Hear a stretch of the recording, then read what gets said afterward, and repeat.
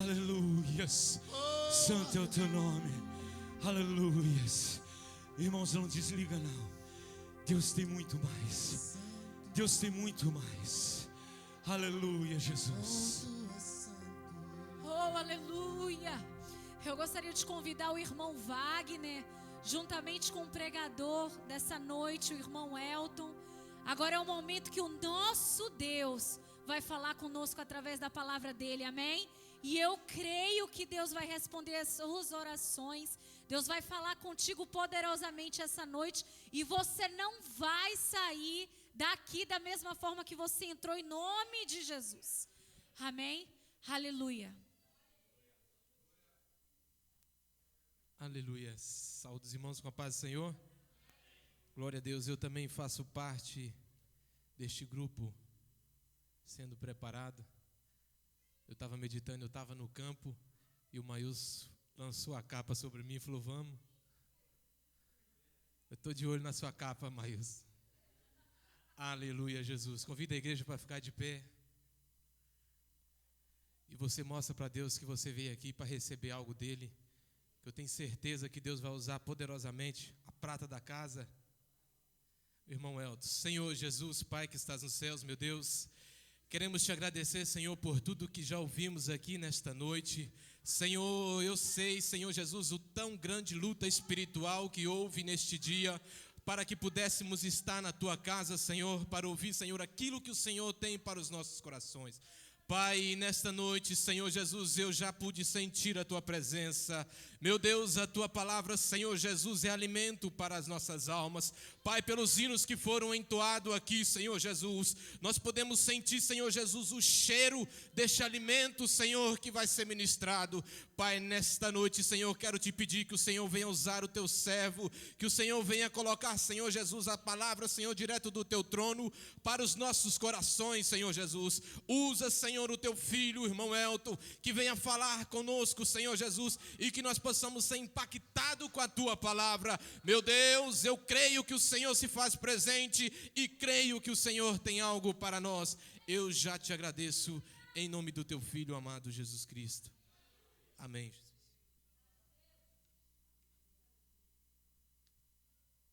O sal da Santa Amada Igreja, que a paz do Senhor, amém? Gostaria de agradecer pela oportunidade.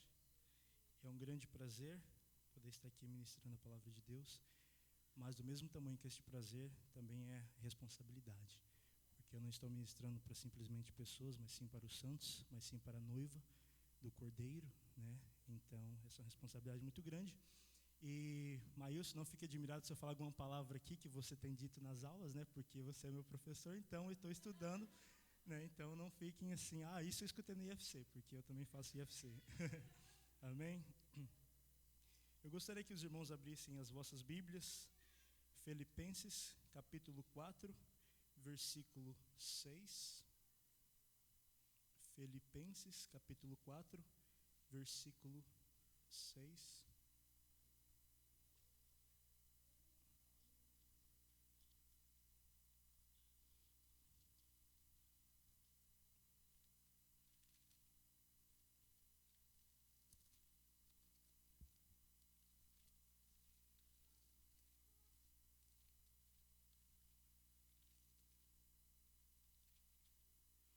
Filipenses capítulo 4, versículo 6, irmãos encontraram? A palavra de Deus nos diz assim, era para me ter abrido a outra Bíblia, mas eu vou ler nessa mesma, só que essa tradução, ela é um pouco diferente, ela é a tradução na linguagem de hoje, ok? Não se preocupem com nada, mas em todas as orações peçam a Deus o que vocês precisam e orem sempre com o coração agradecido. E a paz de Deus, que ninguém consegue entender, guardará o coração e a mente de vocês, pois vocês estão unidos com Cristo Jesus. Amém? Meus amados irmãos, essa palavra aqui nos diz que nós temos que pedir tudo a Deus. Os amados podem se assentar agora, descansar. Mas aqui diz que a paz do Senhor Jesus Cristo, que excede todo o entendimento, encherá os nossos corações. O que quer dizer com isso? Porque em todas as nossas orações, nós devemos orar assim como Jesus ensinou os discípulos a orarem. De que maneira? Pai, seja feita a sua vontade, assim na terra como no céu. Porque muitas das vezes nós oramos para que seja feita a nossa vontade, mas não a vontade de Deus. Mas há um porém, esse versículo diz o quê? Que nós temos que pedir a Deus, mas de acordo com a vontade dele. Só que se não for a vontade dele, meus amados, a paz do Senhor Jesus Cristo, que excede todo o entendimento, encherá os nossos corações. O que eu quero dizer com isso? Porque muitas das vezes vocês passam por aflições ou por problemas, e vocês saem, vocês têm amigos, têm colegas, têm companheiros de trabalho, e muitas das vezes eles olham para você e dizem assim, mas como que pode? Você está passando por isso tudo e mesmo assim tem um sorriso no seu rosto, o que está acontecendo com você? Aí se cumpre essa palavra, a paz do Senhor Jesus Cristo, que excede todo entendimento, encherá os vossos corações, porque você sabe que você está passando por aflição, mas é por pouco tempo, e a paz dele enche os nossos corações. Como a irmã Viviane já disse aqui, né, quando ela estava ministrando o louvor, que há alguém aqui que não se preocupe, porque Deus, Ele é Deus, como ela ministrou no louvor dela. Deus, quando Ele chamou Moisés para libertar o povo, Moisés disse assim para ele, mas Deus, eu vou lá, mas o que eu vou dizer para eles? O que eu vou dizer para eles que quem me enviou? Deus diz o que para Moisés? Diz assim, olha, diz para eles que o eu sou está te enviando. O que quer dizer com isso? Você fala para eles, Moisés, que se eles precisarem de comida, você fala para eles que eu sou a comida. Você fala para eles, Moisés, que se estiver precisando de bebida, eu sou a bebida. Eu sou tudo aquilo que eles precisam. Porque eu sou. Só que eu te dou mais um motivo para você ficar mais alegre. Jeová Jireh. Gênesis capítulo 22, a partir do versículo 14, Abraão, ele diz o que? Ele disse assim, olha, aí foi quando essa palavra Jireh nasce. Por quê? Porque ele diz assim, Deus proveu. Deus proveu. O que aconteceu naquela época? Abraão estava subindo com seu filho Isaque. Ele ia sacrificar Isaque a Deus. E o menino perguntava ao pai, pai, nós estamos levando fogo, estamos levando a lenha, mas aonde que está o sacrifício? E Abraão dizia o quê? Meu filho, não se preocupe, Deus proverá para si o cordeiro. Deus proverá para si o cordeiro. Esse é o motivo na qual você tem que ficar alegre, eu tenho que ficar alegre, independente de qualquer coisa.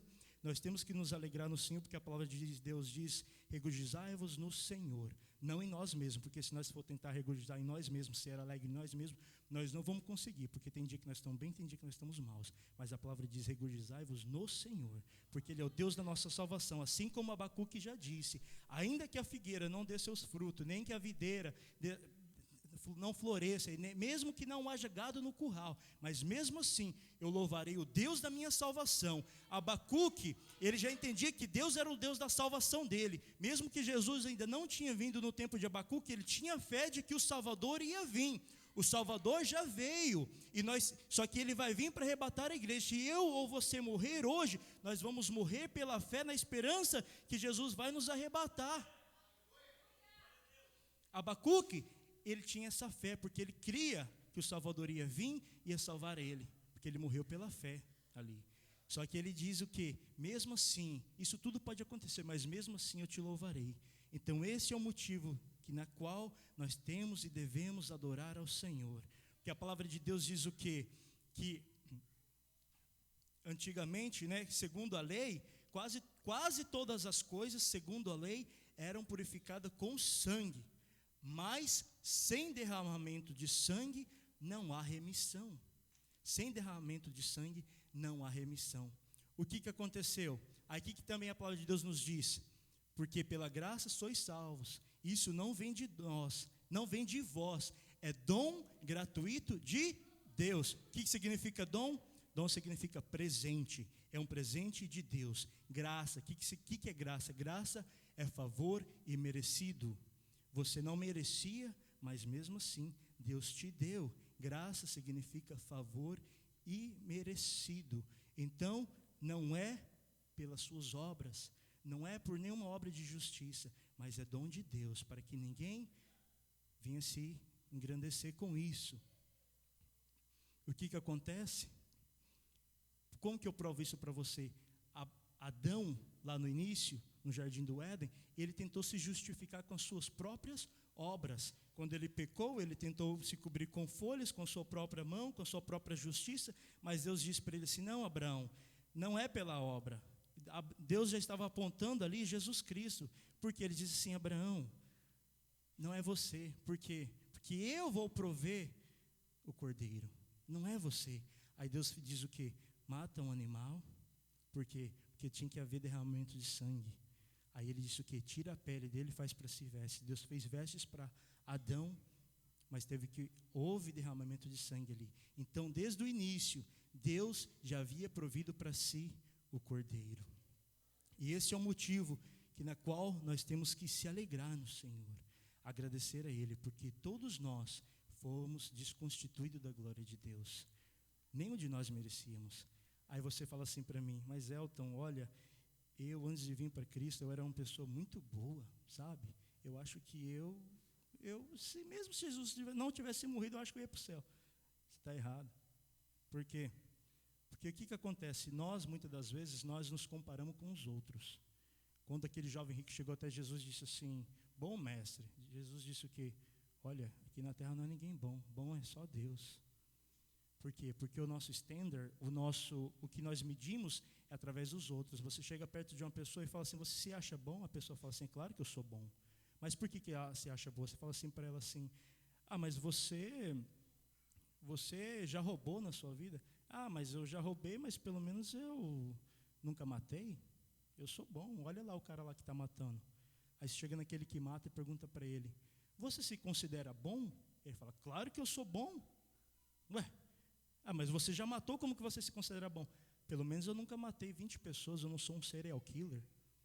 Aí por quê? Porque eles se comparam, nós se comparamos com os outros.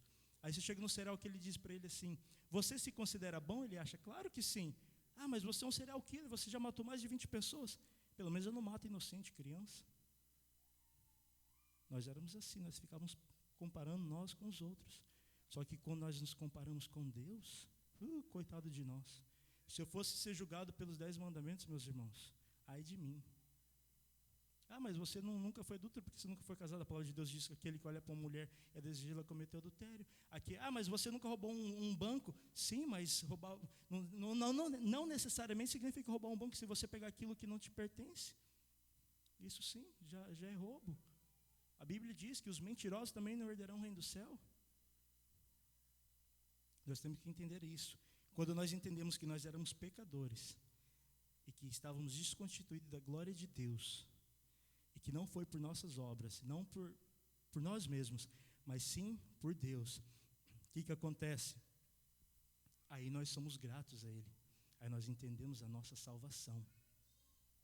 A palavra de Deus diz assim: olha, se vocês sofrerem, que não sofram por ser ladrão, por ser assassino, ou por se intrometer na vida dos outros, mas se vocês tiverem de sofrer, sofram por Cristo. Por Cristo, e não se envergonhem disso, agradeça a Deus por ser chamado de cristão. Aí se cumpre o que o apóstolo Pedro se escreveu na vida do apóstolo Paulo, porque ele diz assim: olha, eu não me envergonho do evangelho, porque através do evangelho é o poder para a salvação. O apóstolo Paulo, ele entendeu a salvação dele. Mesmo assim, aí o versículo que eu li aqui, né? O apóstolo Paulo, ele chega até Deus e pede 3 vezes a Deus: Deus, tira de mim esse espinho da minha carne. Mas Deus olha para ele e fala assim: olha, a minha graça te basta, Paulo, nada mais, nada mais. Às vezes, meus irmãos, nós sofremos, só que o sofrimento que Jesus teve na cruz, nada se compara a esse sofrimento que Ele sofreu por nós, nada se compara.